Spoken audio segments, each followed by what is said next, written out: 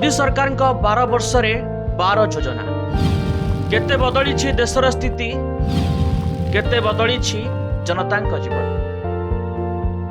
मोदी सरकार 12 वर्ष पूरा होउछि।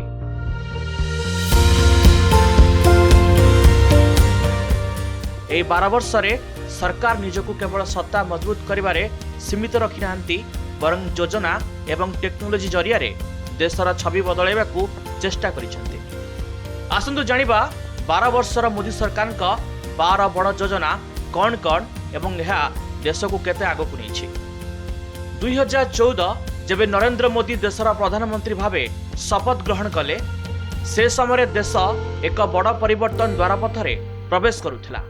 आज ये सरकार को 12 वर्ष पूरी।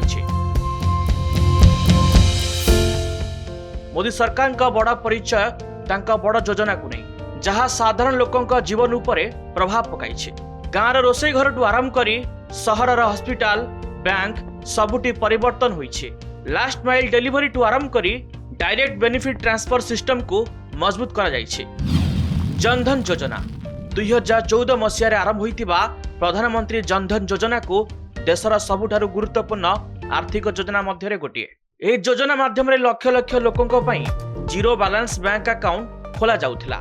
यार सबुठारु बड़ लाभ है सरकारी योजनारू पांठी सीधासलख लोकों अकाउंट रे पहुंचुछि। कोविड-19 महामारी समय रे महिला एवं गरीब परिवार को आर्थिक सहायता प्रदान करिबारे ए योजना गुरुत्वपूर्ण भूमिका ग्रहण करिछि। उज्ज्वला योजना प्रधानमंत्री उज्ज्वला योजना ग्रामांचल महिला मानक जीवन को परिवर्तन करिछि। पूर्वरु महिला माने काठ एवं गोबर पिठार धुआरे रोषेई करुथिले, किंतु ए योजना अधीन रे मागणा गैस संजोग जोगाई दिया जाइछि। यह महिलांक स्वास्थ्य रे उन्नति आनिछि एवं परिवार रो स्वच्छता वृद्धि करिछि। ए योजना महिला सशक्तिकरण रो एक प्रमुख उदाहरण पालटिछि। आयुष्मान भारत प्रधानमंत्री जन आरोग्य योजना विश्वर सर्वबृहत स्वास्थ्य बीमा योजना मध्यरु गोटिए। यह गरीब परिवार को वार्षिक 5 लाख पर्यंत मागणा चिकित्सा प्रदान करुछि। ए योजना लक्ष लक्ष परिवार को चिकित्सा खर्च एवं ऋण बोझरु रक्षा करिछि। यह कर्कट हृदरोग एवं बड़ अस्त्रोपचार क्षेत्र में गरीब लोकंकु सहयोग हाथ बढ़ाइछि। स्वच्छ भारत मिशन 2 अक्टोबर 2014 रे आरंभ होइथिबा स्वच्छ भारत मिशन केवल एक स्वच्छता अभियान नुहे बरं सामाजिक परिवर्तन पई एक आंदोलन रे परिणत होइथिला। सारा देश रे लक्ष लक्ष शौचालय निर्माण करा जाइथिला। यह महिलांक सुरक्षा एवं मर्यादा वृद्धि करिथिला एवं खोला मलत्याग समस्या को यथेष्ट ह्रास करिथिला। जल जीवन मिशन 2019 मसीह आरंभ होइथिबा जल जीवन मिशन रो लक्ष्य थिला गाँ गुडी को स्वच्छ पाइप पानी जोगाइबा। ए योजना अधीन रे लक्ष लक्ष ग्रामीण परिवार को नलकूप पानी जोगाई दिया जाइछि, जहाँ महिला को आश्वस्त करने सह पानी जोगु हेउथिबा स्वास्थ्यगत समस्या को कमाइछि। मुद्रा योजना छोट व्यवसाय एवं युवक मानकु सुरक्षित ऋण प्रदान कर जाइछि। चा दुकान बुटीक मोबाइल मरामती दुकान एवं अन्यान्य छोट व्यवसाय गुडी को यथेष्ट सहयोग मिलिछि। यह देश रे युवक युवती जीविका सहज करि परिछि। स्टार्टअप इंडिया 2016 मसीह आरंभ होइतिबा स्टार्टअप इंडिया देश रे उद्योगिता को एक नूतन परिचय दैछि। सरकार टिकस छाड़ सहज पंजीकरण एवं पांठी सहायता भली पदक्षेप कार्यकारी करिसेंती। यह भारत को विश्वर तृतीय बृहत्तम स्टार्टअप इकोसिस्टम करिबारे सहायक होइछि। प्रधानमंत्री आवास योजना साहाय्य रे लक्ष लक्ष गरीब परिवार स्थायी घर पाइछंती। गुरुत्वपूर्ण कथा होउछि अनेक घर महिला नाम रे दिया जाइछि, जहाँ सेमान को सामाजिक सम्मान देउछि।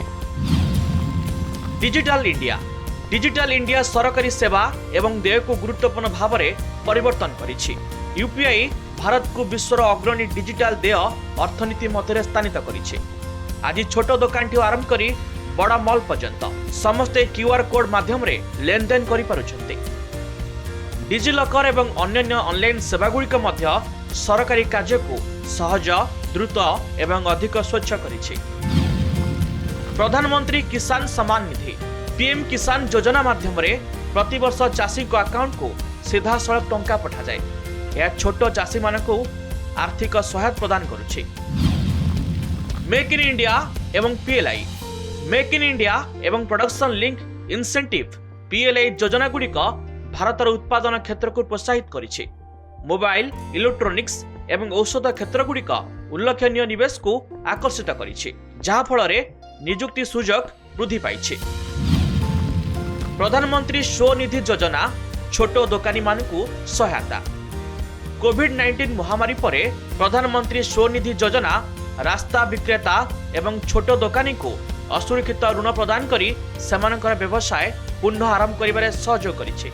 मोदी सरकार को गुरुत्वपूर्ण योजना गुड़िक साधारण लोकों जीवन को विकसित करि पारिछि। ब्यूरो रिपोर्ट, कनक डिजिटल।